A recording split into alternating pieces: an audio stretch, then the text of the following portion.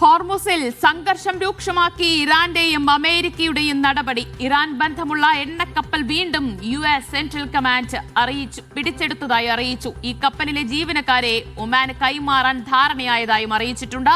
ഹോർമുസിലെ നിയന്ത്രണം നീക്കില്ല എന്ന നിലപാടിൽ ഉറച്ചു നിൽക്കുന്ന ഇറാൻ കപ്പലുകളിൽ നിന്നും ചുങ്കം പിരിച്ചു തുടങ്ങുകയും ചെയ്തു. ഇതോടെ സമാധാന ചർച്ച ഉടൻ നടക്കാനുള്ള സാധ്യത അകലുകയാണ്. ഇസ്ലാമാബാദ് ചർച്ചയിൽ പങ്കെടുക്കുന്നത് ഇനിയും തീരുമാനിച്ചിട്ടില്ലെന്ന് ഇറാൻ വ്യക്തമാക്കി. ഇറാനെതിരെ ആക്രമണം പുനരാരംഭിക്കാൻ അമേരിക്കയുടെ അനുമതിക്ക് കാത്തിരിക്കുന്നുവെന്നാണ് ഇസ്രായേലിന്റെ പ്രതികരണം.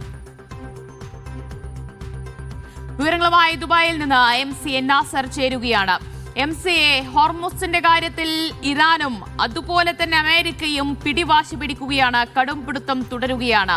നാവിക ഉപരോധം പിൻവലിക്കില്ല എന്ന നിലപാടിൽ അമേരിക്കയും ചുങ്കം പിരിച്ചടക്കം ഇറാൻ അതിശക്തമായ മറുപടിയും നൽകിക്കൊണ്ടിരിക്കുന്നു. ഇതോടെ ഇസ്ലാമാബാദിലെ ചർച്ച നടക്കാൻ യാതൊരു സാധ്യതയുമില്ല എന്നാണോ മനസ്സിലാക്കേണ്ടത്? ദിവ്യ, സംഘർഷം വലിയ തോതിൽ തന്നെ ഈ ഹോർമുസ് കടലിടുക്ക് കേന്ദ്രീകരിച്ച് മുന്നോട്ട് പോവുകയാണ്. ആ സംഘർഷത്തിന് ഏതെങ്കിലും അർത്ഥത്തിൽ ഒരു കുറവ് വരുത്താൻ മധ്യസ്ഥ രാജ്യങ്ങളൊക്കെ ശ്രമിച്ചിരുന്നെങ്കിൽ പോലും അതിൽ വിജയിച്ചിട്ടില്ല. അതിന്റെ ഭാഗമായിട്ടാണ് ഇന്നിപ്പം അമേരിക്ക ഒരു എണ്ണ ടാങ്കർ കൂടി പിടിച്ചെടുത്തതായിട്ടുള്ള ഔദ്യോഗികമായ സ്ഥിരീകരണം നൽകിയിരിക്കുന്നത്. നേരത്തെ പിടികൂടിയ എണ്ണ ടാങ്കറിലെ ജീവനക്കാരെ ഒമാന് കൈമാറാൻ ഇറാനുമായിട്ട് ധാരണയിലെത്തിയെന്നാണ് ഇറാൻ വിദേശകാര്യ മന്ത്രാലയം അല്പം മുമ്പ് അറിയിച്ചിരിക്കുന്നത്. ജീവനക്കാരെ മാത്രമാണ് മാറുന്നത്. കപ്പലിന്റെ ഉടമസ്ഥാവകാശം കൈമാറാനോ കപ്പൽ വിട്ടുകൊടുക്കുന്നതുമായി ബന്ധപ്പെട്ട നടപടികളോ ഇനിയും തീരുമാനിച്ചിട്ടില്ല. അതോടൊപ്പം തന്നെയാണ് ഈ സംഘർഷം കുറെ കൂടി വിപുലപ്പെടുത്തുന്നതിന്റെ ഭാഗമായിട്ട് അതിലൂടെ കടന്നു പോകുന്ന കപ്പലുകൾക്ക് തങ്ങളുടെ അനുമതിയോടുകൂടി മാത്രം പോകുന്ന കപ്പലുകളിൽ നിന്ന് ചുങ്കം ഈടാക്കാനുള്ള ഒരു തീരുമാനം ഇറാൻ പ്രഖ്യാപിച്ചിരിക്കുന്നു. അതിന്റെ ആദ്യ ചുങ്കം തങ്ങൾക്ക് ലഭിച്ചതായും അത് ഇറാൻ സെൻട്രൽ ബാങ്കിലേക്ക് ആ തുക നിക്ഷേപിച്ചതായിട്ടും ഇറാന്റെ ഡെപ്യൂട്ടി പാർലമെന്റ് സ്പീക്കറാണ് വിവരം ഔദ്യോഗികമായിട്ട് വെളിപ്പെടുത്തിയിരിക്കുന്നത്. കപ്പലിന്റെ സ്വഭാവം, വലിപ്പം, അതിലുള്ള ചരക്കിന്റെ സ്വഭാവം ഇതുകൂടി മുൻനിർത്തിക്കൊണ്ടായിരിക്കും ഈ ഫീസ് നിർണ്ണയിക്കുക. അനുമതിയുള്ള കപ്പലുകൾക്ക് മാത്രമായിരിക്കും ഇതിലൂടെ കടന്നു പോകാൻ സാധിക്കുന്നത് എന്ന് പറയുന്നതിലൂടെ ഹോർമുസിൽ തങ്ങളുടെ മേധാവിത്വം പൂർണ്ണമാണ് എന്ന ഒരു വിളംബരം കൂടിയാണ് ഇത്തരമൊരു പ്രഖ്യാപനത്തിലൂടെയും നടപടിയിലൂടെയും ഇറാൻ തെളിയിക്കുന്നത്. പക്ഷേ ഈ ഭാഗത്തേക്ക് ഹോർമുസ് ആ തീരത്തേക്കോ പരിസരത്തേക്കോ ഇനിയും അമേരിക്കയുടെ പടക്കപ്പലുകൾക്ക് എത്താൻ സാധിച്ചിട്ടില്ല. അങ്ങനെ വരികയാണെങ്കിൽ അത് ശക്തമായിട്ടുള്ള ആക്രമണം ഉണ്ടാകുമെന്ന കാര്യം ഉറപ്പാണ്. അതുകൊണ്ട് ഇന്ത്യൻ സമുദ്രത്തിൽ നിന്നാണ് ഇന്ന് ഇറാന്റെ എണ്ണ കടത്തുന്നതുമായി ബന്ധപ്പെട്ട ഒരു കപ്പൽ അമേരിക്ക പിടിച്ചെടുത്തിരിക്കുന്നതും. അതോടൊപ്പം തന്നെയാണ് ഈ മേഖലയിൽ കൂടുതൽ സംഘർഷത്തിലേക്ക് കൊണ്ടുപോകാനുള്ള തിരക്കിട്ട നീക്കത്തിലാണ് ഇസ്രായേൽ എന്ന് വ്യക്തമാക്കുമാറ് ഇസ്രായേൽ പ്രതിരോധ മന്ത്രി ഇസ്രായേൽ കാറ്റ്സിന്റെ വളരെ പ്രകോപനപരമായിട്ടുള്ള ഒരു പ്രതികരണം വന്നിരിക്കുന്നു. ഇറാനെ ശിലായുഗത്തിലേക്ക് നയിക്കുമാറുള്ള ഏറ്റവും ശക്തമായിട്ടുള്ള ആക്രമണത്തിനാണ് തങ്ങൾ ഒരുക്കം നടത്തിക്കൊണ്ടിരിക്കുന്നത്. അത് വൈകാതെ തന്നെ ഉണ്ടാവും. ട്രംപിന്റെ അനുമതിക്ക് വേണ്ടിയാണ് തങ്ങൾ കാത്തിരിക്കുന്നത്. ഇറാനിലെ വൈദ്യുത കേന്ദ്രങ്ങളും പാലങ്ങളും പൂർണ്ണമായിട്ട് തകർക്കുമാറ് അതിശക്തമായിരിക്കും അത്തരമൊരു ആക്രമണം എന്നുകൂടി ഇസ്രായേൽ പ്രതിരോധ മന്ത്രി വ്യക്തമാക്കുന്നുണ്ട്. ലബനാന് നേരെയുള്ള ഇസ്രായേലിന്റെ ആക്രമണം തുടരുകയാണ്. ഇന്ന് 3 പേർ കൊല്ലപ്പെട്ടതായി റിപ്പോർട്ടുകളുണ്ട്. ഇന്ന് അർദ്ധരാത്രി വൈറ്റ് ഹൗസിൽ ട്രംപിന്റെ സാന്നിധ്യത്തിൽ തന്നെ ലബനാൻ ഇസ്രായേൽ അംബാസഡർമാരുടെ ഒരു യോഗം വിളിച്ചു ചേർത്തിട്ടുണ്ട്. പക്ഷേ ആ ചർച്ചയൊക്കെയും പ്രഹസനമായിരിക്കും.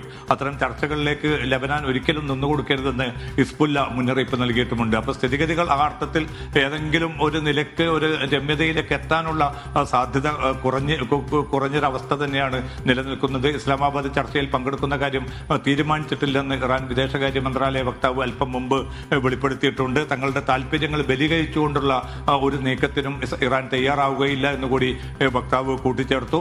അതിലേറ്റവും പ്രധാനപ്പെട്ടത് യുറേനിയം സമ്പുഷ്ടീകരണത്തിന്റെ തോത് കുറയ്ക്കാനുള്ള സന്നദ്ധത ഇറാൻ അറിയിച്ചിട്ടുണ്ട്. പക്ഷേ സമ്പുഷ്ടീകരിച്ച യുറേനിയം ഒരു നിലയ്ക്കും ആർക്കും വിട്ടുകൊടുക്കുകയില്ല എന്നുകൂടി അസന്നിഗ്ധമായിട്ടുള്ള നിലപാടാണ് ഇറാൻ വിദേശകാര്യമന്ത്രി മന്ത്രാലയം അല്പം മുമ്പ് ഉപരോധത്തിൽ നിന്ന് ട്രംപ് പിന്മാറിയാൽ തന്നെ ഒരു പക്ഷേ ഇറാൻ ചർച്ചയ്ക്ക് തയ്യാറായേക്കാം. അവർ ആ കടുംപിടുത്തം അവസാനിപ്പിച്ചേക്കാം. പക്ഷേ അങ്ങനെ ഒരു പ്ലാനെ അമേരിക്കയ്ക്കില്ല എന്ന് തന്നെയാണോ ട്രംപ് അറിയിക്കുന്നത്?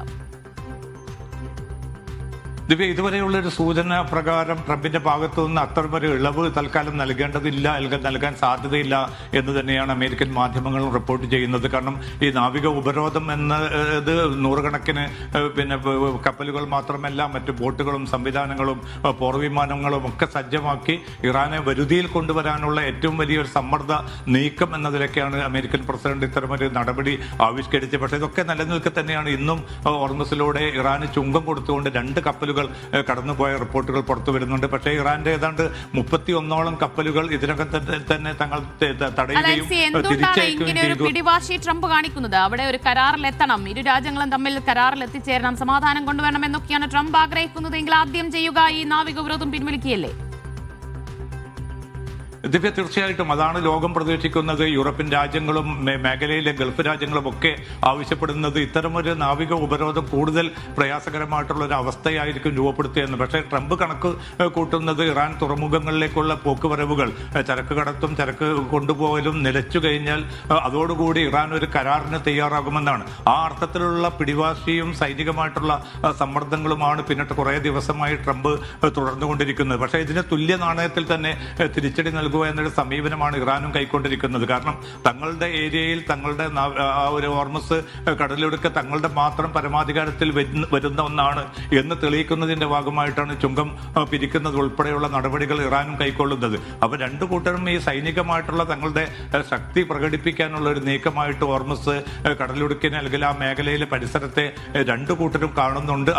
അതുകൊണ്ട് തന്നെ ഒരു പെട്ടെന്നുള്ളൊരു പ്രശ്നപരിഹാരം എന്നത് അത്ര എളുപ്പമാകാത്ത പോകുന്നതും അതുകൊണ്ടാണ്. കാരണം അമേരിക്കയെയും ഇറാനെയും ഒരുമിച്ച് വീണ്ടും ചർച്ചയ്ക്ക് കൊണ്ടുവരാൻ വേണ്ടി പിന്നിട്ട ദിവസങ്ങളിൽ പാകിസ്ഥാൻ മാത്രമല്ല ഈജിപ്ത്, തുർക്കി, സൗദി അറേബ്യ ഉൾപ്പെടെയുള്ള രാജ്യങ്ങളും ഫ്രഞ്ച് പ്രസിഡന്റ് ഇമാനുവൽ മാക്രോൺ ഉൾപ്പെടെയുള്ളവരും സജീവമായിട്ടുള്ള നീക്കങ്ങൾ തുടരുന്നുണ്ട്. പക്ഷേ ആ ഒരു ഘട്ടത്തിൽ പോലും ഈ സൈനികമായിട്ടുള്ള പിടിവാശി ഉപേക്ഷിക്കാൻ അമേരിക്കൻ പ്രസിഡന്റ് തയ്യാറാവുന്നില്ല. ഉപരോധം പിൻവലിക്കുകയാണെങ്കിൽ തീർച്ചയായിട്ടും ചർച്ചയ്ക്ക് വരാൻ ഇറാൻ ഈ ഘട്ടത്തിൽ തയ്യാറാവും. പക്ഷേ ഒരു കരാറിലേക്ക് എത്തുക എന്നത് പിന്നെയും അത്ര എളുപ്പമാകില്ല. കാരണം യുറേനിയം സമ്പുഷ്ടീകരണം ഒരു ഭാഗത്തുണ്ട്, ബാലിസ്റ്റിക് മിസൈൽ പദ്ധതിയുമായി ബന്ധപ്പെട്ട അമേരിക്കയുടെ ആവശ്യങ്ങൾ മറുഭാഗത്തുണ്ട്. അതോടൊപ്പം തന്നെ ഹോർമുസിന്റെ മേലുള്ള തങ്ങളുടെ പരമാധികാരം സംരക്ഷിക്കപ്പെടണമെന്ന് ഇറാൻ ആഗ്രഹിക്കുന്നുണ്ട്. ഉചിതമായിട്ടുള്ള നഷ്ടപരിഹാരം ലഭ്യമാകണമെന്ന് ഇറാൻ ആവശ്യപ്പെടുന്നുണ്ട്. അപ്പോൾ രണ്ടു കൂട്ടരും 15 ഉപാധികൾ അമേരിക്കയും 10 ഉപാധികൾ ഇറാനും മുന്നോട്ട് വെച്ചിട്ടുണ്ട്. അതിനിടയിൽ ഏതെങ്കിലും ഒരു വിഷയത്തിൽ പോലും സംഘർഷം മുന്നോട്ട് പോകട്ടെ എന്ന ഒരു നിലപാടിൽ തന്നെയാണോ? കാരണം കൂടുതൽ സംഘർഷം രൂക്ഷമാകുമ്പോൾ അത് മറ്റ് രാജ്യങ്ങളെ ഉൾപ്പെടെ വലിയ രീതിയിൽ പ്രതിസന്ധിയിലാക്കും, വെല്ലുവിളി ഉണ്ടാക്കും. അപ്പോൾ ആ രീതിയിൽ കൂടുതൽ സമ്മർദ്ദം ഈ വിഷയത്തിൽ കൊണ്ടുവരാമെന്ന് തന്നെയാണോ ഇറാനും ലക്ഷ്യമിടുന്നത്? ദിവ്യ, തീർച്ചയായിട്ടും ഇറാന്റെ പ്രതികരണങ്ങളും അത് തന്നെയാണ് തെളിയിക്കുന്നത്. ഇതൊരു ലോകയുദ്ധമായിട്ട് മാറിയിട്ടുണ്ട്. കാരണം ഇത് പിന്നെ നേരിട്ടോ നേരിട്ടല്ലാതെയോ മിക്ക രാജ്യങ്ങളെയും ബാധിച്ചുകൊണ്ടിരിക്കുന്ന ഒരു പ്രശ്നമാണ്. ഇറാന്റെ കയ്യിലുള്ള ഏറ്റവും വലിയ തുരുപ്പ് ചീട്ട് എന്നത് ഹോർമുസ് കടലിടുക്ക് തന്നെയാണ്. കാരണം അതിലൂടെ ഒരു കപ്പലുകളും തങ്ങളുടെ അനുമതി ഇല്ലാതെ പോകുന്ന ഒരു സാഹചര്യം ഇല്ല എന്ന് ഇറാൻ ഉറപ്പുവരുത്താൻ ഇപ്പോൾ പോലും സാധിക്കുന്നുണ്ട്. കാരണം അതിന്റെ ഭൂമിശാസ്ത്രപരമായിട്ടുള്ള അതിന്റെ കിടപ്പ് അങ്ങനെയാണ്. അതുകൊണ്ട് തന്നെ അമേരിക്കൻ പടക്കപ്പലുകൾക്ക് പോലും ആ ഭാഗത്തേക്ക് വന്ന് ഇറാൻ എതിരായിട്ടുള്ള ഒരു സൈനിക നീക്കത്തിലോ മറ്റോ ഇപ്പോൾ നിലവിലുള്ള സാഹചര്യത്തിൽ ഏർപ്പെടുക എന്നത് അതീവ ദുഷ്കരമായ ഒരു കാര്യമായിരിക്കും. അതല്ലെങ്കിൽ ഒരു തുറന്ന യുദ്ധത്തിലേക്കും ഒരുപക്ഷെ ഏറെക്കാലം നീണ്ടു നിൽക്കുന്ന ഒരു ദീർഘകാല യുദ്ധത്തിലേക്കും കാര്യങ്ങൾ കൈവിട്ടു പോകും. അതുകൊണ്ട് അമേരിക്കയും കരുതലോടുകൂടി മാത്രമാണ് കാര്യങ്ങൾ നീക്കുന്നത്. തങ്ങളുടെ നിയന്ത്രണത്തിലും പരിമിതിയിലും നിന്നുകൊണ്ട് മാത്രമാണ് US സെൻട്രൽ കമാൻഡിന്റെ നീക്കങ്ങളൊക്കെ നടക്കുന്നത്. പക്ഷേ ഇറാനെ സംബന്ധിച്ചിടത്തോളം ഈ ഹോർമുസ് കടലിടുക്ക് അടച്ചിട്ടിരിക്കുന്ന ഈ സാഹചര്യം ലോകരാജ്യങ്ങളെ കൊണ്ട് പിന്നെ പരമാവധി അമേരിക്കയ്ക്ക് മേൽ ചെലുത്താനും അതിലൂടെ ഒരു പ്രശ്നപരിഹാരത്തിനുള്ള വഴി തുറക്കാനും ലഭ്യമാകും. അത്തരമൊരു സാഹചര്യം സൃഷ്ടിക്കപ്പെടും എന്നൊരു വിലയിരുത്തലിന്റെ അടിസ്ഥാനത്തിലാണ് ഇപ്പോൾ ഇറാനും മുന്നോട്ട് നീങ്ങുന്നത്. അതുകൊണ്ടാണ് മധ്യസ്ഥ രാജ്യങ്ങളെ സംബന്ധിച്ചിടത്തോളം അവിടെ നടത്തിയ എല്ലാ നീക്കങ്ങളും പരാജയപ്പെടുന്നത്. ഈ രണ്ട് രാജ്യങ്ങളും പുലർത്തുന്ന ഈ സൈനികമായിട്ടുള്ള പിന്നെ അവരുടെ പിടിവാശി സ്വാഭാവികമായിട്ടും അത് മേഖലയെ വലിയ തോതിൽ തന്നെ ബാധിച്ചുകൊണ്ടിരിക്കുന്ന ഒരു സാഹചര്യം കൂടിയാണ് ഇപ്പോൾ രൂപപ്പെട്ടിരിക്കുന്നത്. എന്തായാലും സമാധാന ചർച്ചയ്ക്കുള്ള സാധ്യത ഓരോ ദിവസം കഴിയുമ്പോഴും അതങ്ങനെ മങ്ങിക്കൊണ്ടിരിക്കുകയാണ്. ഈ ഹോർമുസിന്റെ കാര്യത്തിൽ ഇറാനും അതുപോലെ തന്നെ ട്രംപും അമേരിക്കയും പിടിവാശി കാണിക്കുകയാണ്. നാവിക ഉപരോധം പിൻവലിക്കില്ല എന്ന ഉറച്ച നിലപാടിലാണ് ട്രംപ്. അപ്പോൾ നാവിക ഉപരോധം പിൻവലിച്ചില്ല എങ്കിൽ തങ്ങൾ ചർച്ചയ്ക്കില്ല എന്ന കടുത്ത നിലപാടിൽ ഇറാനും നിലകൊള്ളുകയാണ്. എന്തായാലും ഇരു രാജ്യങ്ങളെയും സമവായത്തിൽ കൊണ്ടുവരാനുള്ള കൊണ്ടുപിടിച്ച ശ്രമത്തിൽ തന്നെയാണ് മധ്യസ്ഥ രാജ്യങ്ങളും ഉള്ളത്. MC നാസറാണ് വിശദാംശങ്ങൾ നൽകിയത്. അമേരിക്കയിൽ നിന്ന് ഖത്തർ എനർജിയുടെ LNG കയറ്റുമതി ആരംഭിച്ചു. US-ലെ നിക്ഷേപ പദ്ധതിയായ ഗോൾഡൻ പാസ് LNG പ്ലാന്റിൽ നിന്നുള്ള കയറ്റുമതിയാണ് ആരംഭിച്ചത്. പ്ലാന്റിൽ നിന്നുള്ള ആദ്യത്തെ ഷിപ്മെന്റ് പുറപ്പെട്ടു. 1,74,000 ക്യൂബിക് മീറ്റർ ശേഷിയുള്ള അൽഖയ്യ കപ്പലാണ് ടെക്സാസ് സബൈൻ പാസിൽ സ്ഥിതി ചെയ്യുന്ന പ്ലാന്റിൽ നിന്ന് LNGയുമായി പുറപ്പെട്ടത്. ഖത്തർ എനർജിയും എക്സോൺ മൊബിലും സംയുക്തമായി ആരംഭിച്ച പദ്ധതിയാണ് സബൈൻ പാസിലേത്. ആഗോള ഊർജ്ജ മേഖലയിൽ ഖത്തർ എനർജി കൈവരിക്കുന്ന സുപ്രധാന നേട്ടമാണിതെന്ന് സിഇഒയും ഖത്തർ ഊർജ്ജ സഹമന്ത്രിയുമായ സഅദ് അൽ ഷദീദ അൽ കാബി പറഞ്ഞു. മാർച്ച് മാസം അവസാനത്തിലാണ് ഗോൾഡൻ പാസ് LNG പ്ലാന്റിലെ ആദ്യ യൂണിറ്റ് ഉൽപാദനക്ഷമമായത്. പ്ലാന്റിലെ രണ്ടാമത്തെ യൂണിറ്റ് 2026 സെപ്റ്റംബറിലും മൂന്നാമത്തേത് 2027 ആദ്യത്തിലും പ്രവർത്തന സജ്ജമാകുമെന്ന് കരുതുന്നു. 3 യൂണിറ്റുകളും ചേർന്ന് പ്ലാന്റ് പൂർണ്ണ സജ്ജമാകുന്നതോടെ പ്രതിവർഷം 18 ദശലക്ഷം ടൺ LNG ഉൽപാദനമാണ് ഗോൾഡൻ പാസ് പ്ലാന്റിൽ നിന്ന് പ്രതീക്ഷിക്കുന്നത്. ഖത്തർ എനർജിക്ക് 70%, എക്സോൺ മൊബൈലിന് 30%മാണ് പ്ലാന്റിലെ പങ്കാളിത്തം. US ഖത്തർ എനർജിയുടെ ഏറ്റവും വലിയ നിക്ഷേപ പദ്ധതിയും ഇതാണ്. 2019 പദ്ധതിക്ക് തുടക്കം കുറിച്ചത്. Media 1 Doha. യുദ്ധ സാഹചര്യത്തിലും എണ്ണ ഇതര മേഖലയിൽ മികച്ച വളർച്ച രേഖപ്പെടുത്തി സൗദി അറേബ്യ. എണ്ണ ഇതര കയറ്റുമതിയിൽ 15%-ലധികമാണ് വളർച്ച. ഫെബ്രുവരിയിലേതാണ് കണക്ക്. എണ്ണ ഇതര മേഖലയിലാണ് മികച്ച വളർച്ച. ജനറൽ അതോറിറ്റി ഫോർ സ്റ്റാറ്റിസ്റ്റിക്സിന്റേതാണ് കണക്കുകൾ. ഫെബ്രുവരിയിലെ എണ്ണ ഇതര കയറ്റുമതി മുൻ വർഷത്തെ അപേക്ഷിച്ച് 15.1% വർദ്ധിച്ചത്. നേട്ടത്തിൽ നിർണായകമായത് റീ എക്സ്പോർട്ട് മേഖലയിലുണ്ടായ 28.5% കുതിച്ചുചാട്ടമാണ്. ദേശീയ ഉൽപ്പന്നങ്ങളുടെ മാത്രം കയറ്റുമതിയിൽ 6.3% വർധനവുണ്ടായി. എണ്ണയെ മാത്രം ആശ്രയിക്കുന്ന സമ്പദ് വ്യവസ്ഥയിൽ നിന്ന് മാറാനുള്ള സൗദിയുടെ ശ്രമങ്ങൾക്ക് പ്രതീക്ഷ നൽകുന്നതാണ് പുതിയ കണക്ക്. കയറ്റുമതി ചെയ്ത ഉൽപ്പന്നങ്ങളിൽ മെഷീനറികൾ, ഇലക്ട്രിക് ഉപകരണങ്ങൾ എന്നിവയ്ക്കാണ് ആവശ്യക്കാർ ഏറെയുള്ളത്. ഈ വിഭാഗത്തിലെ കയറ്റുമതിയിൽ മാത്രം 56.1% വർധനവുണ്ട്. കെമിക്കൽ ഉൽപ്പന്നങ്ങളാണ് തൊട്ടുപുറകിൽ. രാജ്യത്തെ മൊത്തം ചരക്ക് കയറ്റുമതിയിൽ 4.7% വളർച്ചയും ഈ മാസം രേഖപ്പെടുത്തിയിട്ടുണ്ട്. ആഗോളതലത്തിൽ സൗദി ഉൽപ്പന്നങ്ങളുടെ പ്രധാന വിപണിയായി ചൈന തുടരുകയാണ്. മൊത്തം കയറ്റുമതിയുടെ 13.7% ചൈനയിലേക്കാണ്. രണ്ടാം സ്ഥാനത്തുള്ള UAE-യിലേക്ക് 12.1%, ജപ്പാനിലേക്ക് 9.3% കയറ്റുമതി നടന്നു. Mishal Cherpulassery, media 1, Riyadh. Qatar Emir Sheikh Tamim bin Hamad Al താനിയുമായി കൂടിക്കാഴ്ച നടത്തി ഇറ്റാലിയൻ പ്രതിരോധ മന്ത്രി ഗുഡിയോ ക്രോസറ്റോ. മേഖലയിലെ സുരക്ഷാ കാര്യങ്ങളും സംഭവ വികാസങ്ങളും ഇരുവരും ചർച്ച നടത്തി. ഉന്നതതല പ്രതിനിധി സംഘവും ഇറ്റാലിയൻ മന്ത്രിയെ അനുഗമിച്ചിരുന്നു. ഈ മാസം ആദ്യവാരം പ്രധാനമന്ത്രി ജോർജിയ മെലോനി ദോഹയിലെത്തിയിരുന്നു. ഇതിന്റെ തുടർച്ച എന്ന നിലയിലാണ് ക്രോസറ്റോയുടെ സന്ദർശനം. സൗദി അറേബ്യ, ജോർഡാൻ, സിറിയ, തുർക്കി എന്നീ രാജ്യങ്ങൾ വഴി യൂറോപ്പിലേക്ക് ബന്ധിപ്പിക്കുന്ന പുതിയ റെയിൽവേ പദ്ധതിയുടെ പഠനം പൂർത്തിയാകുന്നു. കപ്പൽ ഗതാഗതം മുടങ്ങിയാലും അതിവേഗം ചരക്കു നീക്കം സാധ്യമാക്കാൻ ഈ പദ്ധതി ഗുണം ചെയ്യും.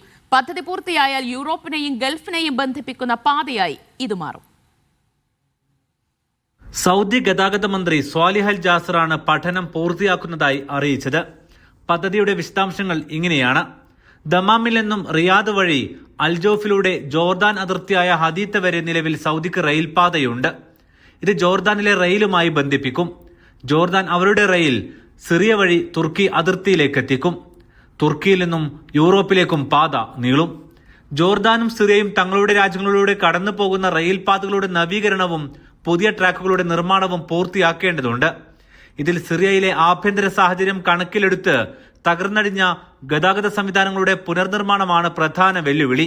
തുർക്കി തെക്കൻ അതിർത്തിയിൽ നിന്ന് പ്രധാന റെയിൽവേ സ്റ്റേഷനുകളിലേക്ക് ഈ പാതയെ ബന്ധിപ്പിക്കാനുള്ള അടിസ്ഥാന സൗകര്യങ്ങളും ഒരുക്കേണ്ടി വരും. സാങ്കേതികമായ ഒരേ തരം ട്രാക്കുകളും സിഗ്നലിംഗ് സംവിധാനങ്ങളും എല്ലാ രാജ്യങ്ങളും സ്വീകരിക്കുന്നത് വഴിതടസ്സമില്ലാതെ യാത്ര ഉറപ്പാക്കാൻ സാധിക്കും.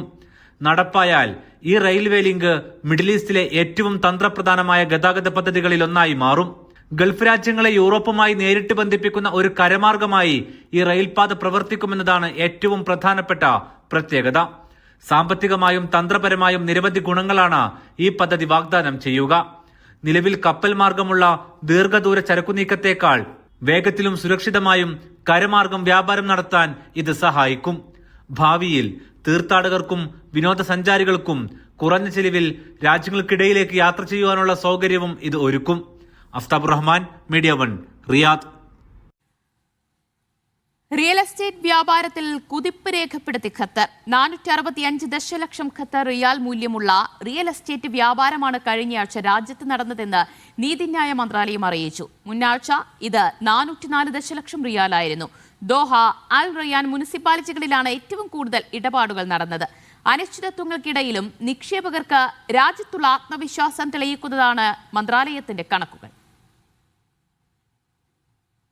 സൗദിയിലെ ദമാം, റിയാദ് ഉൾപ്പെടെയുള്ള വിവിധ പ്രവിശ്യകളിൽ ഇന്നും കനത്ത മഴ ലഭിച്ചു. സുരക്ഷാ മുൻകരുതലിന്റെ ഭാഗമായി വിവിധ ഗവർണറേറ്റുകളിൽ ഇന്നും ഓൺലൈൻ ക്ലാസ് തുടരുകയാണ്. നാളെയും രാജ്യത്തിന്റെ വിവിധയിടങ്ങളിൽ മഴ തുടരുമെന്നാണ് മുന്നറിയിപ്പ്.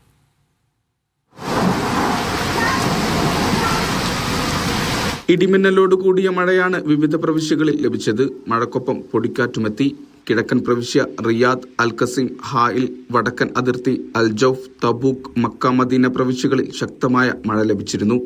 അൽബഹ, അസീർ, ജീസാൻ, നജ്റാൻ പ്രവിശ്യകളുടെ ചില ഭാഗങ്ങളിൽ മിതമായ മഴക്കൊപ്പം മൂടൽമഞ്ഞുമെത്തി.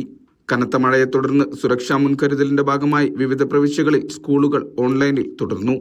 ഖസീം, ഹായിൽ പ്രവിശ്യകളിലെ മുഴുവൻ വിദ്യാഭ്യാസ സ്ഥാപനങ്ങളിലും റിയാദ് പ്രവിശ്യയിലെ വിവിധ ഗവർണറേറ്റുകളിലെ സ്കൂളുകളിലുമായിരുന്നു പഠനം ഓൺലൈനിലാക്കിയത്. മദ്രസത്തി ഓൺലൈൻ പ്ലാറ്റ്ഫോം വഴിയാണ് ക്ലാസുകൾ. വിദ്യാർത്ഥികളുടെയും അധ്യാപകരുടെയും സുരക്ഷ കണക്കിലെടുത്താണ് വിദ്യാഭ്യാസ വകുപ്പിന്റെ തീരുമാനം. റിയാദ് പ്രവിശ്യയിലെ ദവാദ്മി, സുൽഫി, മജ്മ, അൽഗാദ്, ഷക്ര, അഫീഫ്, അൽറൈൻ, അൽ ഖുവയ്യ തുടങ്ങിയ ഗവർണറേറ്റുകളിലാണ് ഓൺലൈൻ ക്ലാസുകൾ തുടരുന്നത്. ഇഷാൽ ചെർപ്പുളശ്ശേരി, മീഡിയ 1, റിയാദ്. രാജ്യത്ത് ഇന്നു മുതൽ മഴയ്ക്ക് സാധ്യതയെന്ന് കുവൈറ്റ് കാലാവസ്ഥാ കേന്ദ്രം അറിയിച്ചു. നാളെ വൈകുന്നേരം മുതൽ മഴ ശക്തി പ്രാപിക്കും. അടുത്ത ഞായറാഴ്ച രാവിലെ വരെ മഴ തുടരുമെന്ന് അധികൃതർ വ്യക്തമാക്കി. ശക്തമായ കാറ്റിനോടൊപ്പം പൊടിപടലങ്ങളും ഉണ്ടാകാൻ സാധ്യതയുണ്ട്. വാരാന്ത്യത്തിൽ പകൽ ചൂടും രാത്രിയിൽ മിതമായ കാലാവസ്ഥയും അനുഭവപ്പെടുമെന്ന് കാലാവസ്ഥാ കേന്ദ്രം അറിയിച്ചു. ഇന്ത്യ അടക്കമുള്ള പ്രധാന സെക്ടറുകളിലേക്ക് ലഗേജ് പരിധി വർദ്ധിപ്പിച്ച് ഒമാൻ എയർലൈൻസ്. തെരഞ്ഞെടുത്ത റൂട്ടുകളിൽ ചെക്ക് ഇൻ ലഗേജ് പരിധി 20 കിലോ വരെയാണ് വർദ്ധിപ്പിച്ചിരിക്കുന്നത്.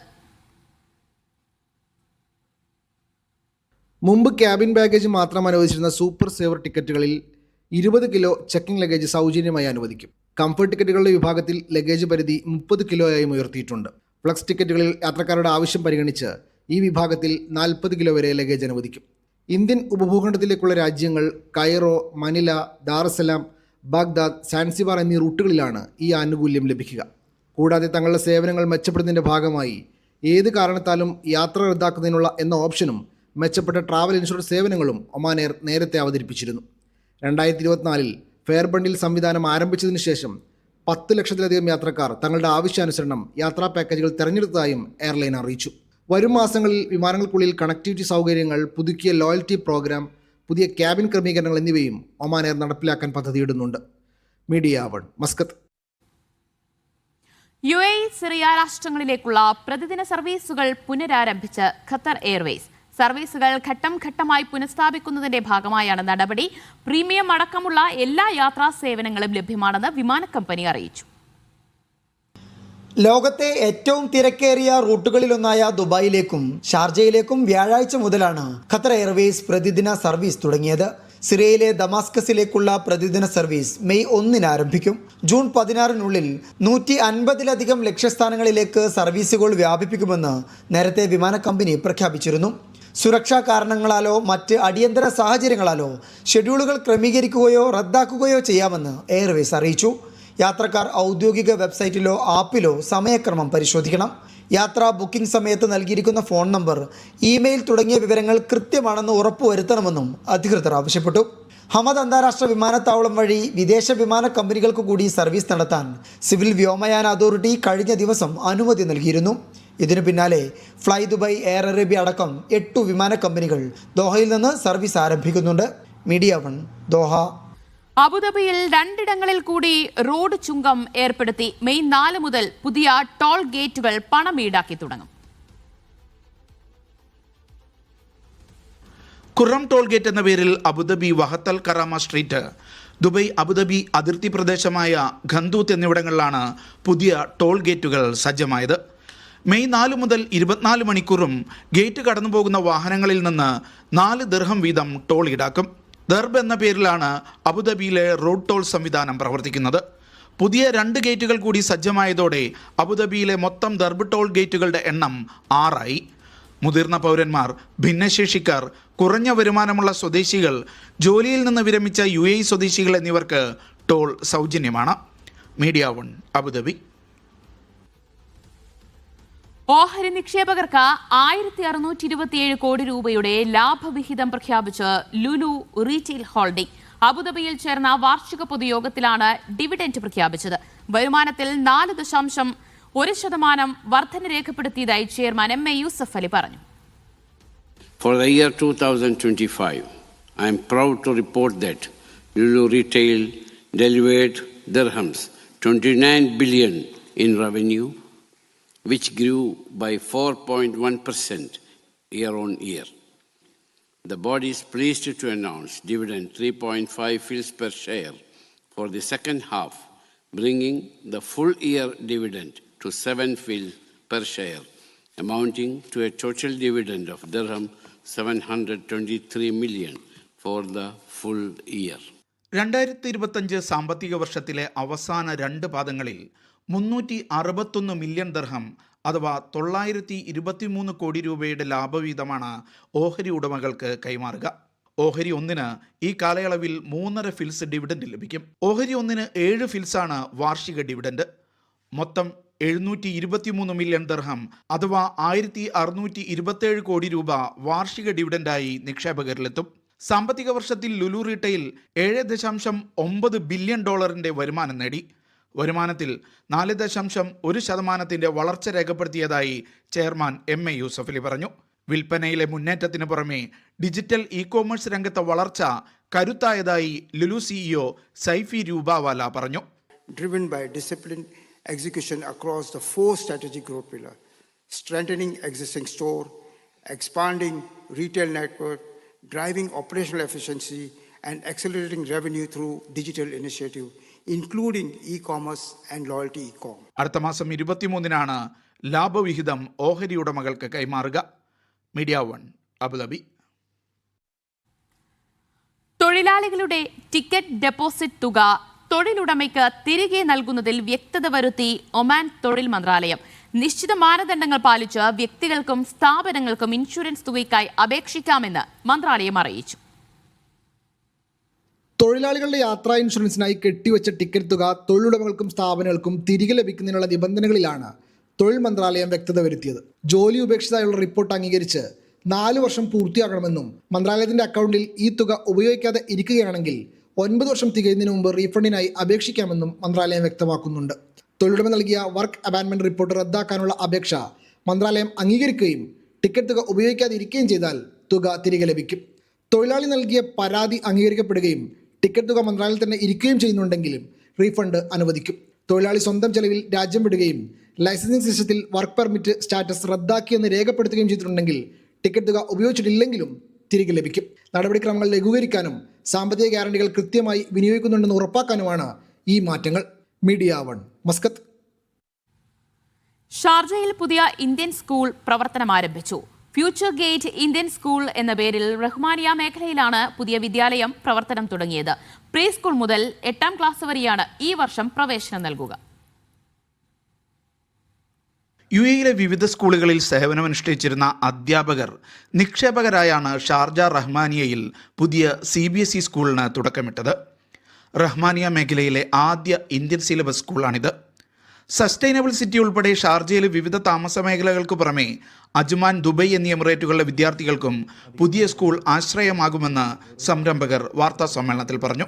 CBSEയുടെ ഹോളിസ്റ്റിക് റിപ്പോർട്ട് കാർഡ് സംവിധാനത്തിന് ചേരുന്ന വിധം വിദ്യാർത്ഥികളുടെ കലാകായിക അഭിരുചികൾക്ക് കൂടി മുൻഗണന നൽകിയാകും സ്കൂൾ പ്രവർത്തിക്കുകയെന്ന് പ്രിൻസിപ്പൽ മുഹമ്മദ് അമീൻ പറഞ്ഞു. കരിക്കുലർ കോ കരിക്കുലർ എന്ന് പറഞ്ഞ 2 ഡിവിഷൻ ഇപ്പം ഇല്ല. ഇപ്പം കരിക്കുലർ മാത്രമേ ഉള്ളൂ. അപ്പോൾ പിന്നെ എന്താ സംഭവിക്കുന്നതെന്നില്ലാണ്. ഇപ്പം ഗ്രേഡ് 6ന്റെ അവേഴ്സ് നമ്മൾ നോക്കിയാൽ ഇയർലി എത്ര അവേഴ്സ് കൊടുക്കുന്നുണ്ടാവും. ലാംഗ്വേജിന് 70 അവേഴ്സ് കൊടുത്തപ്പം വൊക്കേഷണൽ എഡ്യൂക്കേഷന്, ഫിസിക്കൽ എഡ്യൂക്കേഷൻ, ആർട്ട് എഡ്യൂക്കേഷൻ ഇതിനൊക്കെ കൊടുത്തത് 100 അവേഴ്സാണ്. അപ്പോൾ അത്ര ഇമ്പോർട്ടൻസ് അതിന് കൊടുത്തു. അപ്പോൾ ഈ 100 അവേഴ്സ് കൊടുക്കുക എന്ന് പറഞ്ഞാൽ അത് ജസ്റ്റ് ഫിസിക്കൽ ആക്ടിവിറ്റി ചെയ്യാന്നുള്ളത് മാത്രമല്ല, ഇതെല്ലാം ഇൻ്റഗ്രേറ്റഡ് ആണ്. ഈ അധ്യയന വർഷം പ്രീ സ്കൂൾ മുതൽ 8ാം ക്ലാസ് വരെയാണ് പ്രവേശനം. പുതിയ അധ്യയന വർഷത്തെ ആദ്യ ദിവസം മുതൽ ഓൺലൈൻ ക്ലാസുകൾക്ക് തുടക്കമായി. ക്ലാസ് പഠനം അടുത്ത ദിവസം ആരംഭിക്കുമെന്നും സ്കൂൾ അധികൃതർ പറഞ്ഞു. മാനേജിംഗ് ഡയറക്ടർ നുജൂം റാവുത്തർ, ഫെറാജ് ഷാഹുൽ, താജിർ അലിയാർ കുഞ്ഞ് തുടങ്ങിയവർ വാർത്താ സമ്മേളനത്തിൽ പങ്കെടുത്തു. Media 1 Dubai. കുവൈറ്റിലെ സർക്കാർ ഏകീകൃത ആപ്ലിക്കേഷനായ സഹൽ ആപ്പിലൂടെ മൊബൈൽ ക്രെഡിറ്റ് ട്രാൻസ്ഫർ ചെയ്യാനുള്ള പുതിയ സേവനം ആരംഭിച്ചു. കമ്മ്യൂണിക്കേഷൻ മന്ത്രാലയമാണ് ഇത് സംബന്ധിച്ച സേവനം പ്രഖ്യാപിച്ചത്. ഇതോടെ സ്വന്തം ഫോണിലെ ബാലൻസ് മറ്റൊന്നിലേക്ക് എളുപ്പത്തിൽ മാറ്റുവാൻ സാധിക്കും. മറ്റൊരു കണക്ഷന്റെ ബില്ലടയ്ക്കാൻ ബാലൻസ് ഉപയോഗിക്കാനും സൗകര്യമുണ്ടാകും. ഈ ഗവൺമെന്റ് സേവനങ്ങൾ വിപുലീകരിക്കുന്നതിന്റെ ഭാഗമായാണ് ഈ നടപടി. കുവൈറ്റിലെ ഓൺലൈൻ വിദേശ പണമിടപാടുകൾക്ക് മൈ ഐഡന്റിറ്റി പരിശോധന നിർബന്ധമാക്കി. ഡിജിറ്റൽ സുരക്ഷ ശക്തിപ്പെടുത്താനും തട്ടിപ്പ് തടയാനുമാണ് നടപടി. ഇതോടെ എക്സ്ചേഞ്ച് കമ്പനികൾ മൈ ഐഡന്റിറ്റി ആപ്പ് വഴി ഉപഭോക്താക്കളെ സ്ഥിരീകരിക്കണം. അക്കൗണ്ട് ഉടമയെന്ന് ഉറപ്പാക്കാനാണ് സംവിധാനം. പുതിയ നീക്കം ഹാക്കിംഗ്, തട്ടിപ്പ് സാധ്യതകൾ കുറയ്ക്കുമെന്ന് അധികൃതർ വ്യക്തമാക്കി. സൗദിയിൽ ബസ് ഗതാഗതം പ്രോത്സാഹിപ്പിക്കുന്നതിന്റെ ഭാഗമായി കൂടുതൽ സേവനങ്ങളുമായി general transport authority bus service മേഖലയിൽ ലൈസൻസ് ഉള്ള സ്ഥാപനങ്ങളുടെ വിവരങ്ങൾ അടങ്ങിയ ഗൈഡ് അതോറിറ്റി പുറത്തിറക്കി. ഇതുവഴി യാത്രക്കാർക്ക് കമ്പനികളുടെ സേവനങ്ങളും സൗകര്യങ്ങളും വേഗത്തിൽ ഉപയോഗപ്പെടുത്താൻ സാധിക്കും. സൗദി അറേബ്യ രാജ്യത്തെ ബസ് ഗതാഗത മേഖലയുടെ സേവനങ്ങൾ കൂടുതൽ മെച്ചപ്പെടുത്തുന്നതിന്റെ ഭാഗമായി സമഗ്ര വിവരങ്ങളടങ്ങിയ ഗൈഡ് പുറത്തിറക്കി. ജനറൽ ട്രാൻസ്പോർട്ട് അതോറിറ്റിയുടേതാണ് നടപടി. അതോറിറ്റിക്ക് കീഴിൽ ലൈസൻസുള്ള സ്ഥാപനങ്ങളുടെ വിവരങ്ങളടങ്ങിയതാണ് ഡിജിറ്റൽ ഗൈഡ്. ഇത് യാത്ര എളുപ്പമാക്കുന്നതിനും വിശ്വസനീയത വർദ്ധിപ്പിക്കുന്നതിനും സഹായിക്കുമെന്ന് അതോറിറ്റി വ്യക്തമാക്കി. ലൈസൻസുള്ള ട്രാൻസ്പോർട്ട് കമ്പനികളുടെ പട്ടിക, അവർ സർവീസ് നടത്തുന്ന റൂട്ടുകൾ, പ്രവർത്തന പരിധിയിലുള്ള സ്ഥലങ്ങൾ എന്നിവയുടെ വിശദാംശങ്ങൾ ഗൈഡിൽ ലഭ്യമാകും. യാത്രക്കാർക്കും മറ്റ് ഗുണഭോക്താക്കൾക്കും സേവനദാതാക്കളുമായി നേരിട്ട് ബന്ധപ്പെടുവാനും അവരുടെ ആവശ്യങ്ങൾക്കനുസരിച്ചുള്ള സേവനം തിരഞ്ഞെടുക്കുവാനും ഇത് സഹായിക്കും. ഇതിനിടെ രാജ്യത്തെ ബസ് യാത്രക്കാരുടെ എണ്ണത്തിൽ വർധനവ് തുടരുകയാണ്. ഈ വർഷം ആദ്യപാദത്തിൽ 3.6 കോടി പേർ രാജ്യത്തെ ബസ് സർവീസ് പ്രയോജനപ്പെടുത്തിയതായി കണക്കുകൾ സൂചിപ്പിക്കുന്നു. Naushad റിക്കൂർ, media 1, Dammam. നിശ്ചയിച്ച സമയത്ത് ഉപഭോക്താവിന് വാഹനം എത്തിച്ചു നൽകിയില്ല. വാഹന ഇറക്കുമതി സ്ഥാപനത്തിൽ നിന്ന് ഉപഭോക്താവിന് 2000 ഒമാനി റിയാൽ തിരികെ വാങ്ങി നൽകി ഒമാൻ ഉപഭോക്തൃ സംരക്ഷണ അതോറിറ്റി. സുവൈക്കിലെ ഉപഭോക്താവിന് നോർത്ത് ബാത്തിന ഗവർണറേറ്റിലെ ഉപഭോക്തൃ സംരക്ഷണ അതോറിറ്റിയാണ് തുക വീണ്ടെടുത്ത് നൽകിയത്. 2880 റിയാൽ വില വരുന്ന വാഹനം വാങ്ങാനായിരുന്നു ഉപഭോക്താവ് കരാറിൽ ഏർപ്പെട്ടിരുന്നത്. ഇതിനായി 2000 റിയാൽ മുൻകൂറായി നൽകുകയും ചെയ്തു. മുൻകൂട്ടി നിശ്ചയിച്ച സമയത്തിനുള്ളിൽ വാഹനം എത്തിച്ചു നൽകാൻ സ്ഥാപനത്തിന് കഴിഞ്ഞില്ല. പണം തിരികെ ചോദിച്ചിട്ടും നൽകാതിരുന്നതിനെ തുടർന്ന് ഉപഭോക്താവ് അതോറിറ്റിയെ സമീപിക്കുകയായിരുന്നു. പ്രധാനപ്പെട്ട ഒരു വാർത്തയിലേക്കാണ്. തെഹ്റാനിൽ സ്ഫോടനം. ഇറാൻ വ്യോമ പ്രതിരോധം ശക്തമാക്കി. ഇറാന് മേൽ ആക്രമണം പുനരാരംഭിച്ചിട്ടില്ല എന്ന് ഇസ്രായേൽ മാധ്യമങ്ങൾ റിപ്പോർട്ട് ചെയ്തു. MCA നാസർ കൂടുതൽ വിവരങ്ങൾ നൽകും. MCA, ട്രംപിൽ നിന്നുള്ള അനുമതിക്കായി കാത്തിരിക്കുകയാണ് എന്ന് നെതന്യാഹു പ്രതികരിച്ചിരുന്നു. ഇപ്പോഴിത് ആക്രമണം പുനരാരംഭിച്ചതായും അറിയുന്നു. എന്താണ് സംഭവിച്ചുകൊണ്ടിരിക്കുന്നത്? ദിവ്യ, ഔദ്യോഗികമായിട്ട് ആക്രമണം പുനരാരംഭിച്ചിട്ടില്ല എന്ന് തന്നെയാണ് ഇസ്രായേൽ നേതൃത്വം അല്പം മുമ്പ് വെളിപ്പെടുത്തിയിരിക്കുന്നത്. കാരണം ഏതാണ്ട് മിനിറ്റുകൾക്ക് മുമ്പ് തെഹ്റാൻ നഗരത്തിൽ ചില സ്ഫോടന ശബ്ദങ്ങൾ കേട്ടതായിട്ട് ഇറാനിയൻ മാധ്യമങ്ങൾ റിപ്പോർട്ട് ചെയ്തിരുന്നു. അതോടൊപ്പം തന്നെ വ്യോമ പ്രതിരോധ സംവിധാനങ്ങൾ ആക്ടിവേറ്റ് ആക്കിയതായ റിപ്പോർട്ടുകൾ കൂടി പുറത്തു വന്നിരുന്നു. ഈ ഒരു പശ്ചാത്തലത്തിലാണ് അത്തരം ഒരു ആക്രമണം തങ്ങളുടെ ഭാഗത്തുനിന്ന് ഉണ്ടായിട്ടില്ല എന്ന് ഇപ്പോൾ ഇസ്രായേൽ സ്ഥിരീകരിക്കുന്നത്. അല്പം മുമ്പ് US മാധ്യമങ്ങളും ഉദ്യോഗസ്ഥരെ ഉദ്ധരിച്ചുകൊണ്ട് നിലവിലുള്ള വെടിനിർത്തലിന്റെ ആ സ്റ്റാറ്റസ് കോയിൽ ഒരു മാറ്റവും ഇല്ല, അതായത് ആക്രമണം നടത്തിയതായിട്ടുള്ള യാതൊരു സൂചനയും ഇല്ല എന്ന് അമേരിക്കയും സ്ഥിരീകരിച്ചിട്ടുണ്ട്. അപ്പൊ നിലവിൽ ആക്രമണം പുനരാരംഭിച്ചതായിട്ടുള്ള വാർത്തകൾ ഇസ്രായേലും അതോടൊപ്പം തന്നെ അമേരിക്കയും നിരാകരിക്കുകയാണ്. പക്ഷേ ഈ ഒരു വ്യോമ പ്രതിരോധ സംവിധാനം ഇറാൻ പ്രവർത്തനക്ഷമമാക്കിയതോടുകൂടി തന്നെ ആഗോള വിപണിയിൽ എണ്ണവില ബാരലിന് $5 കുത്തനെ ഉയർന്നിരിക്കുന്നത്. ഏതാനും മിനിറ്റുകൾക്കകമാണ് $5 വർധനവുണ്ടായതെന്ന് അന്താരാഷ്ട്ര മാധ്യമങ്ങൾ റിപ്പോർട്ട് ചെയ്യുന്നുണ്ട്. നിലവിൽ ആക്രമണം പുനരാരംഭിച്ചതായിട്ടുള്ള ഔദ്യോഗികമായ ഒരു സ്ഥിരീകരണവും ഉണ്ടായിട്ടില്ല.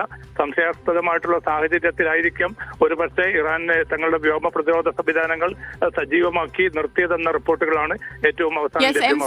വെടിനിർത്തൽ നീട്ടിയത് ഒരു നിശ്ചിത സമയത്തേക്കാണ് എന്നാണല്ലോ ട്രംപ് പറഞ്ഞത്.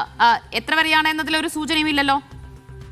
ഇതുവരെയും ഔദ്യോഗികമായിട്ടുള്ള ഒരു സ്ഥിരീകരണം ട്രംപിന്റെ ഭാഗത്തുനിന്നോ വൈറ്റ് ഹൗസിന്റെ ഭാഗത്തുനിന്നോ ഉണ്ടായിട്ടില്ല. ഇതുമായി ബന്ധപ്പെട്ട മാധ്യമപ്രവർത്തകരുടെ ചോദ്യത്തിന് അത് ട്രംപിന് മാത്രമേ അറിയൂ എത്ര ദിവസത്തേക്കാണ് ഇത് നീട്ടിയത്, എപ്പോൾ ഇത് അവസാനിക്കും, എപ്പോൾ ആക്രമണം പുനരാരംഭിക്കും എന്നത് സംബന്ധിച്ച് ട്രംപ് മാത്രമാണ് തീരുമാനമെടുക്കേണ്ടതെന്നാണ് ഉണ്ടായേക്കാം. തീർച്ചയായിട്ടും. കാരണം ഇത് എത്ര സമയപരിധി അവ്യക്തമായി നിലനിൽക്കുന്ന സാഹചര്യത്തിൽ ഇറാൻ ചർച്ചകൾക്ക് പൂർണ്ണമായിട്ടും വഴങ്ങാതെ നിൽക്കുകയാണെങ്കിൽ ആക്രമണം പുനരാരംഭിക്കുമെന്ന റിപ്പോർട്ടുകൾ നേരത്തെ തന്നെ ഔദ്യോഗിക വൃത്തങ്ങൾ ഉദ്ധരിച്ച് അമേരിക്കൻ മാധ്യമങ്ങളും മറ്റും റിപ്പോർട്ട് ചെയ്തിരുന്നു. പക്ഷേ പരമാവധി ഒരു യുദ്ധം പുനരാരംഭിക്കുന്നതിന് പകരം ഒരു നയതന്ത്ര പ്രശ്നപരിഹാരത്തിനാണ് അമേരിക്ക മധ്യസ്ഥ രാജ്യങ്ങൾ മുഖേന തിരക്കിട്ട നീക്കങ്ങൾ നടക്കുന്നതെന്നും റിപ്പോർട്ടുകൾ ഉണ്ട്. അതുകൊണ്ട് തന്നെ ഈ ഒരു സംശയാസ്പദമായിട്ടുള്ള സാഹചര്യം നിലനിൽക്കുന്നുണ്ട്. ഇറാന് പോലും അറിയില്ല ഏത് സമയത്താണ് ട്രംപ് ഈ ഒരു സമയപരിധി നിർണയിച്ചിരിക്കുന്നത് എന്ന്. അത് സംബന്ധിച്ച് അവ്യക്തത തുടരുന്നത് കൊണ്ട് തന്നെ സംഘർഷ സാഹചര്യമാണ് നിലനിൽക്കുന്നത്. പക്ഷേ അത്ര പൊടുന്നനെ ഒരു ആക്രമണം പുനരാരംഭിക്കുക എന്നതിനർത്ഥം അത് കൂടുതൽ നീണ്ടു നിൽക്കുന്ന ഒരു യുദ്ധ സാഹചര്യത്തിലേക്കായിരിക്കും പോവുക. അത് ട്രംപ് ആഗ്രഹിക്കുന്നില്ല. എത്രയും പെട്ടെന്ന് ഈ പ്രതിസന്ധി തീർക്കണമെന്നാണ് മധ്യസ്ഥ രാജ്യങ്ങൾ മുഖേന ഇപ്പോൾ നടത്തിക്കൊണ്ടിരിക്കുന്ന നീക്കത്തിലൂടെ ട്രംപ് അറിയിക്കുന്നത്. പക്ഷെ അതുകൊണ്ട് തന്നെ പ്രായോഗികമായിട്ട് ഏത് സമയം വേണമെങ്കിലും ഈ ഒരു സമയപരിധി വെടിനിർത്തലിന്റെ സമയപരിധി അവസാനിക്കപ്പെടാനുള്ള ഒരു സാധ്യതയുമുണ്ട്. എന്തായാലും ഔദ്യോഗികമായിട്ടുള്ള ഒരു സ്ഥിരീകരണം ഇക്കാര്യത്തിൽ ഇനിയും അമേരിക്കയുടെ ഭാഗത്തു നിന്നും വന്നിട്ടില്ല. തെഹ്റാനിലാണ് സ്ഫോടന ശബ്ദം കേട്ടിരിക്കുന്നത്. ഇറാൻ വ്യോമ പ്രതിരോധ സംവിധാനം അത് ശക്തമാക്കിയിരിക്കുന്നു. എന്നാൽ ഇറാന് മേൽ ആക്രമണം പുനരാരംഭിച്ചിട്ടില്ല എന്നാണ് ഇസ്രായേൽ മാധ്യമങ്ങൾ റിപ്പോർട്ട് ചെയ്യുകയും ചെയ്യുന്നത്. വിശദാംശങ്ങളാണ് MC നാസർ നൽകിയത്.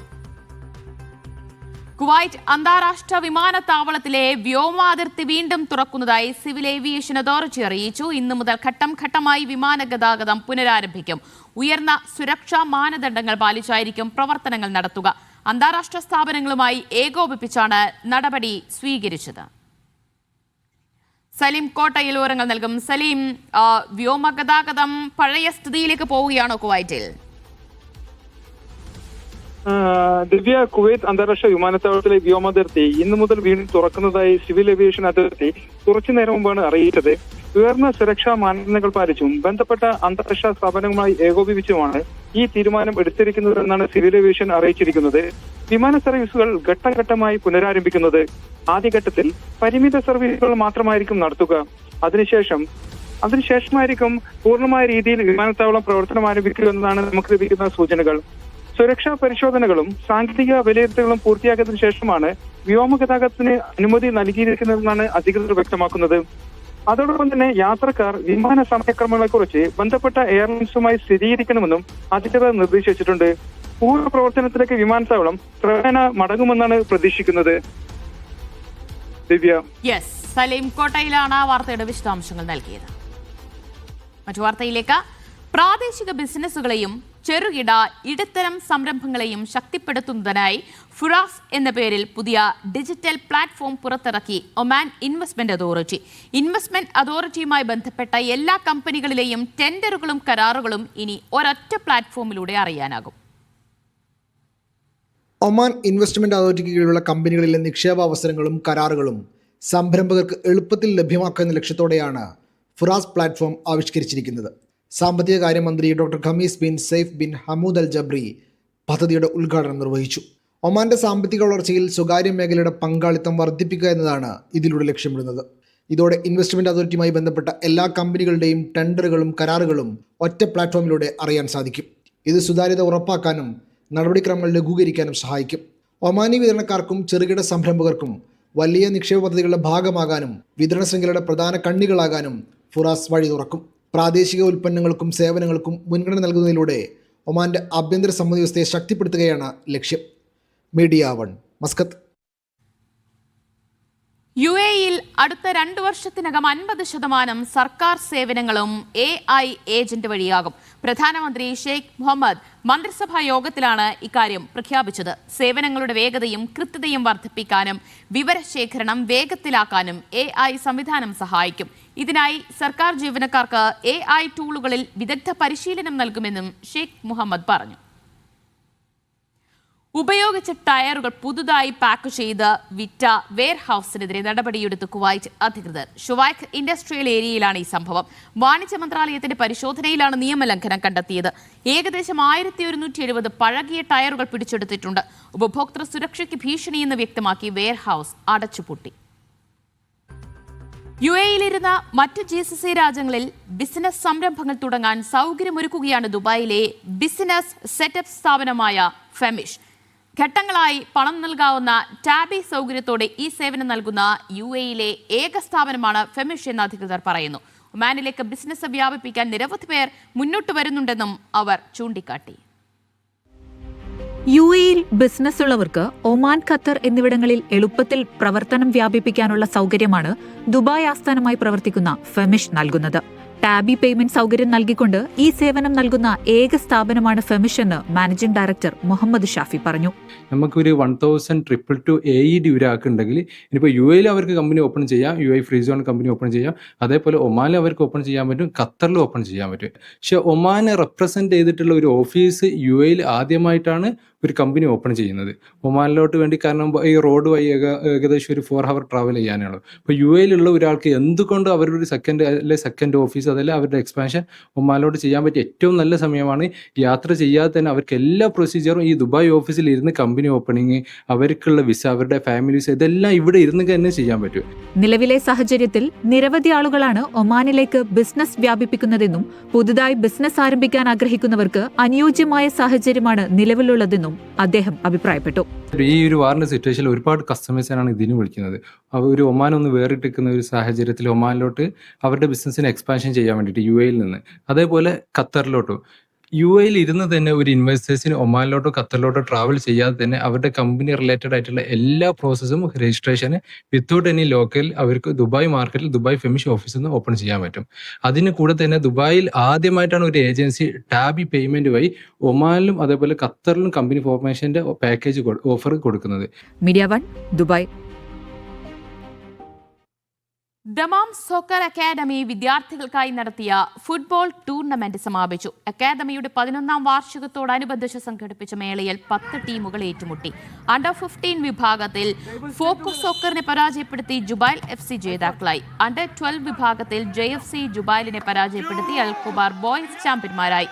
റാദിൻ, മുഹമ്മദ് ആമിർ എന്നിവരെ കലാശ പോരാട്ടത്തിലെ മാൻ ഓഫ് ദി മാച്ചായും ജോഷ് IT, മുഹമ്മദ് അഖീദ് എന്നിവരെ മികച്ച കളിക്കാരായും റൺ വിജയ്, സുൽത്താൻ മുഹമ്മദ് എന്നിവരെ മികച്ച ഗോൾ കീപ്പർമാരായും തെരഞ്ഞെടുത്തു. വിജയികൾക്ക് ട്രോഫികളും പ്രൈസ് മണിയും സമ്മാനിച്ചു. ജീവകാരുണ്യ പ്രവർത്തനങ്ങളുടെ ഭാഗമായി ബീറ്റ്സ് ഓഫ് ബഹ്റൈൻ വിദ്യാഭ്യാസ സഹായം കൈമാറി. നഴ്സിംഗ് വിദ്യാർത്ഥിയായ വയനാട് സ്വദേശിക്കാണ് 3ാം വർഷ ഫീസിനാവശ്യമായ തുക നൽകിയത്. ഡാനി തോമസ് കൈമാറിയ തുക we for Wayanad coordinator Philip PV ഏറ്റുവാങ്ങി. ലോക തൊഴിലാളി ദിനത്തോടനുബന്ധിച്ച് പ്രവാസി വെൽഫെയർ വർഷം തോറും സംഘടിപ്പിക്കാറുള്ള മെയ് ഫെസ്റ്റിന്റെ ഭാഗമായി ഡബിൾസ് ബാഡ്മിന്റൺ ടൂർണമെന്റ് സംഘടിപ്പിക്കുന്നു. മെയ് 1-ന് സെഞ്ചുറി പ്രവാസി സെന്റർ ആസ്ഥാനത്ത് സിന്തറ്റിക് ബാഡ്മിന്റൺ കോർട്ടിലാണ് മത്സരങ്ങൾ നടക്കുക. അബുദാബി ഇന്ത്യൻ എംബസി ഈ മാസം 29-ന് ഓപ്പൺ ഹൗസ് സംഘടിപ്പിക്കും. അബുദാബിയിലെ ഇന്ത്യൻ പൗരന്മാർക്ക് ലേബർ പ്രശ്നങ്ങൾ, ക്ഷേമകാര്യങ്ങൾ, കോൺസുലാർ പ്രശ്നങ്ങൾ എന്നിവ എംബസി ഉദ്യോഗസ്ഥർക്ക് മുന്നിൽ നേരിട്ട് അവതരിപ്പിക്കാൻ അവസരമുണ്ടാകും. ഉച്ചയ്ക്ക് 2 മുതൽ വൈകുന്നേരം 4 വരെയാണ് ഓപ്പൺ ഹൗസ്. പാസ്പോർട്ട്, അറ്റസ്റ്റേഷൻ സേവനങ്ങൾ ഓപ്പൺ ഹൗസിൽ ലഭ്യമായിരിക്കില്ലെന്നും അധികൃതർ അറിയിച്ചു. INL പോഷക സംഘടനയായ IMCC ചെയർമാൻ രാജിവെച്ചു. GCC chairman AM അബ്ദുള്ളക്കുട്ടിയാണ് രാജിവെച്ചത്. സംഘടനയിലെ വിവിധ പ്രശ്നങ്ങൾ ചൂണ്ടിക്കാട്ടിയാണ് രാജി. കേവലം LTF-ന്റെ സ്തുതി പാഠകരായി INL മാറിയെന്നും IMCC ഒരുക്കിയ ചൂരൽമല ദുരിതബാധിതരുടെ പുനരധിവാസ പദ്ധതികൾ നേതൃത്വം തകിടം മറിച്ചുവെന്നും പാർട്ടി സംസ്ഥാന സെക്രട്ടേറിയറ്റ് അംഗം കുറ്റപ്പെടുത്തി. ജിദ്ദയിലെ വാർത്താ സമ്മേളനത്തിലാണ് രാജി പ്രഖ്യാപിച്ചത്. പാർട്ടിയുടെ അന്തസ്സും അസ്തിത്വവും പണയപ്പെടുത്തി LDF-ന്റെ സ്തുതിപാഠകരായി തലയുയർത്തി നടക്കാൻ കഴിയാത്ത സാഹചര്യമാണ് പ്രവർത്തകർക്കെന്ന് AM അബ്ദുള്ളക്കുട്ടി പറഞ്ഞു. നേതൃത്വത്തിന്റെ വിഭാഗീയതയും പരസ്പര വിശ്വാസമില്ലായ്മയും പാർട്ടിയെ സ്തംഭിപ്പിച്ചു. പാർട്ടിയുടെ പ്രധാന നയരൂപീകരണ ചർച്ചകളിൽ നിന്നും IMCCയെ ബോധപൂർവം മാറ്റി നിർത്തിയതായും അദ്ദേഹം കുറ്റപ്പെടുത്തി. IMCCയുടെ GCC ചെയർമാൻ കൂടിയ അദ്ദേഹം 32 വർഷത്തെ പാർട്ടി ബന്ധം അവസാനിപ്പിച്ചതായും ജിദ്ദയിൽ നടന്ന വാർത്താ സമ്മേളനത്തിൽ അറിയിച്ചു. രാഷ്ട്രീയമായിട്ട് പാർട്ടി ഇന്ത്യൻ നാഷണൽ ലീഗിൻ്റെ ഒരു ശബ്ദം പുറത്തു വരണമെങ്കിൽ മുസ്ലിം ലീഗിൻ്റെ ഭാഗത്ത് എന്തെങ്കിലും ഒരു വീഴ്ച സംഭവിച്ചെങ്കിൽ മാത്രം നാഷണൽ ലീഗ് മീഡിയകളിൽ ഉയർന്നു വരിക എന്നുള്ളതുണ്ട്. എന്ത് വിഷയങ്ങൾ നമ്മളെ മുന്നിലൂടെ കടന്നു പോയാൽ പോലും അതിനോടൊന്നും പ്രതികരിക്കാതെ കേവലം നമ്മുടെ ഒരു എയിം അത് മുസ്ലിം ലീഗിനെ മാത്രം ടാർഗറ്റ് ചെയ്തുകൊണ്ടുള്ള ഒരു രാഷ്ട്രീയ ശൈലിയാണ് കുറേ കാലങ്ങളായിട്ട് നടന്നിട്ടുള്ളത്. മതസൗഹാർദ്ദം തകർക്കുന്ന രീതിയിലുള്ള വെള്ളാപ്പള്ളിയുടെ പ്രസ്താവനകൾക്കെതിരെ പാർട്ടി നിശബ്ദമാണ്. സാഹചര്യങ്ങൾക്കനുസരിച്ച് രാഷ്ട്രീയ നിലപാടെടുക്കുന്നതിലും സമ്പൂർണ്ണ പരാജയം. IMCC ഒരുക്കിയ ചൂരൽമല ദുരിതബാധിതരുടെ പുനരധിവാസ പദ്ധതികൾ നേതൃത്വത്തിന്റെ പിടിപ്പുകേട് തകിടം മറിച്ചതായും അദ്ദേഹം കുറ്റപ്പെടുത്തി. നേരത്തെ രാജി സമർപ്പിച്ചെങ്കിലും പ്രവർത്തകർക്കിടയിലെ ആശയക്കുഴപ്പം ഒഴിവാക്കാനാണ് പൊതുമധ്യത്തിൽ രാജിയെന്നും അദ്ദേഹം പറഞ്ഞു. Sabith Saleem, media 1, Jeddah. തൃശൂർ പെരിഞ്ഞനം സ്വദേശി ബഹ്റാനിലെ താമസ സ്ഥലത്ത് മരിച്ച നിലയിൽ കണ്ടെത്തി. പെരിഞ്ഞനം സ്വദേശി ഷാജിയാണ് മരിച്ചത്. ബുധനാഴ്ച രാത്രി 11ഓടെയാണ് സംഭവം. 57 വയസ്സായിരുന്നു. വർഷങ്ങളായി ബഹ്റാൻ പ്രവാസിയായ ഷാജി ഹൂറയിൽ ബേക്കറി നടത്തി വരികയായിരുന്നു. മകൻ അഖിലേഷും ബഹ്റാൻ പ്രവാസിയാണ്.